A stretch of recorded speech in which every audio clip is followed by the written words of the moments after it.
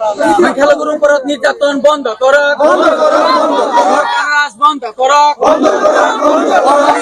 বাংলাদেশি নামত ছদে খারা হাসি বন্ধ করক, সংখ্যালঘু সংগ্রাম পরিষদ জিন্দাবাদ,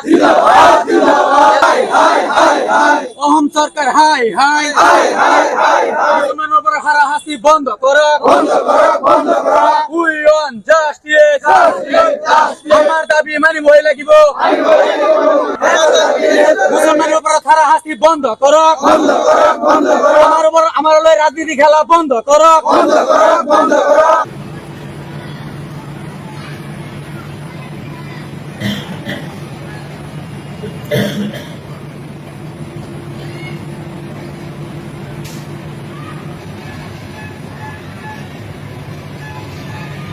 শৃংখল চলিহা সম্পূৰ্ণভাৱে বিজেপি চৰকাৰৰ হৈ কাম কৰি আছে।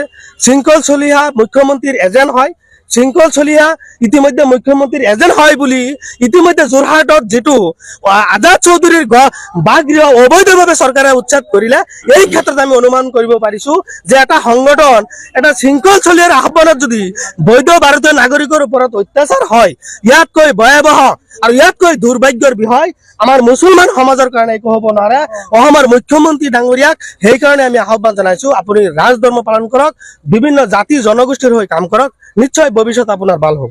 না এইটো কেৱল মুছলমান হোৱাৰ কাৰণেই আজাদ চৌধুৰীক আজি উচ্ছেদ কৰা হ'ল আৰু অসমত কেৱল আপোনাৰ লুংগি টুপি দাড়িওয়ালা থকা ব্যক্তি মুছলমান সকল থকাৰ কাৰণেই আজি অসমত নিৰ্যাতন হ'ব লগা, আমি নিৰ্যাতনৰ বলি হ'ব লগা হ'ল। আজি চাওক, যিসকল ব্যক্তি আজি মহম্মদ লগোৱা আছে নামৰ আগত, তেওঁলোকৰ ওপৰত বিভিন্ন ধৰণৰ অত্যাচাৰ আৰম্ভ হৈছে। আজি শিৱসাগৰ, ডিব্ৰুগড় বা তিনিচুকীয়া অৰ্থাৎ উজনি অসমত কোনোবা দল সংগঠনৰ পৈতৃক সম্পত্তি নহয়। এই অসমত শৃংখল চলিয়া জানিব লাগে। এই অসমত অসমৰ মাননীয় মুখ্যমন্ত্ৰী জনাৰ প্ৰয়োজন যে এই অসমখন বিভিন্ন জাতি জনগোষ্ঠীৰ অসম।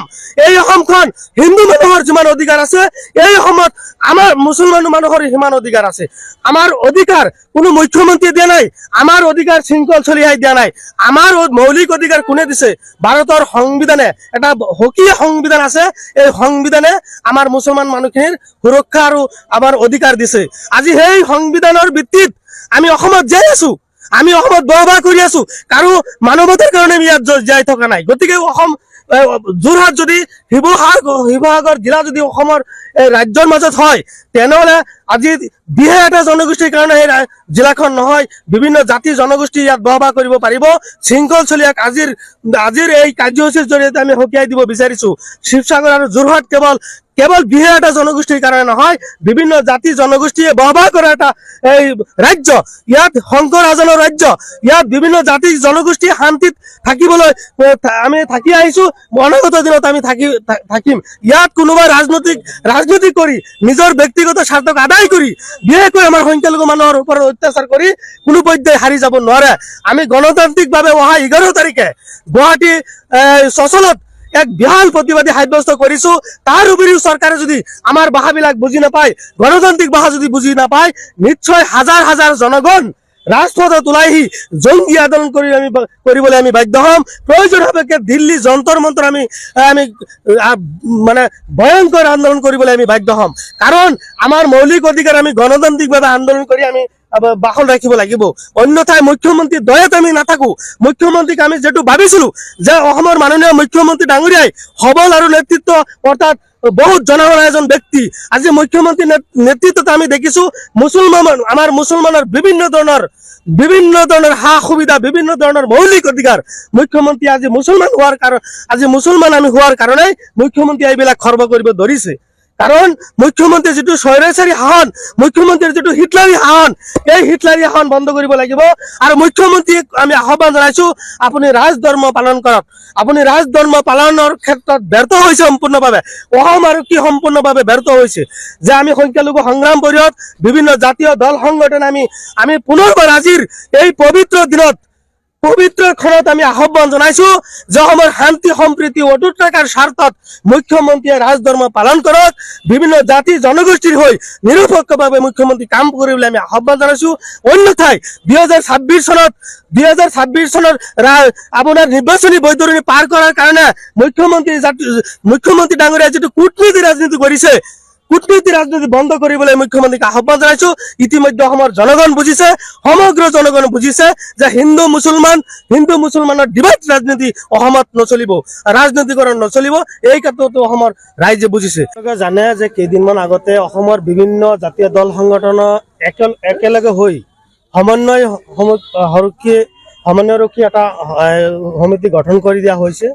আৰু সমন্বয়ৰক্ষী সমিতিৰ আহ্বানত আজি অসমৰ বিভিন্ন এলেকাত আমাৰ ঈদৰ দিনাই কলা বেজ পৰিধান কৰি প্ৰতিবাদ সাব্যস্ত কৰাৰ সিদ্ধান্ত গ্ৰহণ কৰিছিল। সেই মৰ্মে আমি আজি অসম সংখ্যালঘু সংগ্ৰাম পৰিষদে আমি আমাৰ বিশেষকৈ এইটো ঈদগাহ ময়দানত, কছাৰীগাঁও ঈদগাহ ময়দানত আমি চৰকাৰৰ বিৰুদ্ধে প্ৰতিবাদ সাব্যস্ত কৰিবলৈ আমি বাধ্য হৈছো। যিহেতু যে বিগত দিনত চৰকাৰে যিটো বিশেষকৈ মুছলমানৰ ওপৰত, সংখ্যালঘু মুছলমানৰ ওপৰত যেনেদৰে বিভিন্ন প্ৰকাৰে অত্যাচাৰ আৰম্ভ কৰিছে, আৰু বিশেষকৈ এইকেইদিনমান ভিতৰত যিটো অবৈধ বাংলাদেশী নামত আপোনাৰ প্ৰকৃত ভাৰতীয় নাগৰিকৰ ওপৰত যিটো হাৰাশাস্তি প্ৰদান কৰি আহিছে, এইটো কোনোপধ্যে সহ্য কৰা নহ'ব। তাৰ উপৰি আমি দেখিছো একাংশ নেতা কৰ্মীয়ে বিভিন্ন ধৰণৰ আমাৰ মুছলমানক লৈ তুচ্ছ তাচ্ছিল্য কৰি আমাৰ সংখ্যালঘু মুছলমানক মান সন্মান বা হেয় প্ৰতিপন্ন কৰিবলৈ চেষ্টা অব্যাহত ৰাখিছে। আমি চৰকাৰৰ নিৰ্যাতন, চৰকাৰৰ বিভিন্ন পক্ষৰ যিটো মুছলমানৰ ওপৰত নিৰ্যাতন, এই নিৰ্যাতন বন্ধ হ'ব লাগিব। আজি কেইবাটাও জাবিত আমি ইতিমধ্যে কলা বেজ পৰিধান কৰি প্ৰতিবাদ সাব্যস্ত কৰিব বিচাৰিছো। এক নম্বৰ হৈছে অবৈধ বাংলাদেশী নামত প্ৰকৃত ভাৰতীয় নাগৰিকৰ ওপৰত হাৰাশাস্তি বন্ধ হ'ব লাগে। আৰু আৰক্ষীয়ে যিটো পুলিচৰ শাসন ব্যৱস্থা কৰিছে, এইটো আমি বিৰোধিতা কৰিছো। কাৰণ আৰক্ষীয়ে আইনী শাসন কৰক, আমাৰ কোনো আপত্তি নাই, কিন্তু আৰক্ষীয়ে আপোনাৰ ৰাজনৈতিক নেতাসকলৰ নেতৃত্বত বা বিজেপি চৰকাৰৰ নেতৃত্বত শাসন চলাই আছে, জনসাধাৰণৰ স্বাৰ্থত কোনো শাসন চলোৱা নাই। গতিকে আৰক্ষীৰ শাসনৰ প্ৰতি আমাৰ তীব্ৰ বিৰোধিতা আছে। তাৰ লগতে NRCৰ কাম সম্পূৰ্ণ এতিয়ালৈকে হোৱা নাই, বি ভোটাৰৰ সমস্যা সমাধান হোৱা নাই, গৰাখহনীয়াৰ সমস্যা হোৱা নাই, অবৈধভাৱে অসমৰ বিভিন্ন এলেকাত উচ্ছেদ কাৰ্য আৰম্ভ কৰিছে, কোনো ধৰণৰ সংস্থাপনৰ ব্যৱস্থা চৰকাৰে কৰিব পৰা নাই। দেখা গৈছে আচাৰ চৌধুৰীৰ গড় যিবিলাক আছিল উচ্ছেদ অভিযান কৰিলে।